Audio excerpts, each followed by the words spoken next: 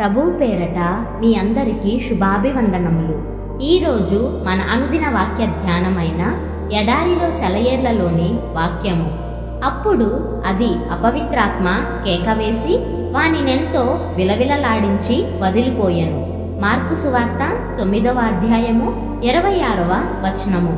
దురాత్మ చివరిదాకా పోరాడకుండా ఎప్పుడు తన స్థానాన్ని వదిలి వెళ్ళదు. మనం కూడా సరదాగా కాలక్షేపం చేయడం మూలాన ఎలాంటి ఆత్మీయమైన మేలును పొందలేము. కానీ యుద్ధరంగంలో నిలిచి పోరాడితేనే మనకు రావాల్సిన దాన్ని దక్కించుకోగలం.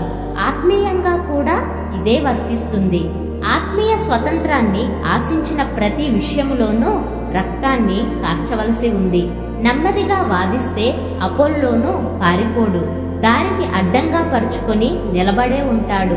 మనం కన్నీళ్లు రక్తం కార్చి మన దారిని సుగమం చేసుకోవాలి. ఇది మనం గుర్తించుకోలేకపోతే మనకున్న ఇతర భారాలకి ఈ అజ్ఞాన భారాన్ని చేర్చుకున్న వాళ్ళం అవుతాము.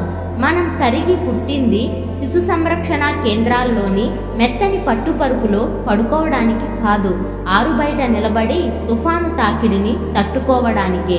దాని బీభత్సంలో నుంచి మన శక్తిని జుర్రుకోవడానికే. ఘోర శ్రమల ద్వారా దేవుని రాజ్యంలో ప్రవేశించాలి.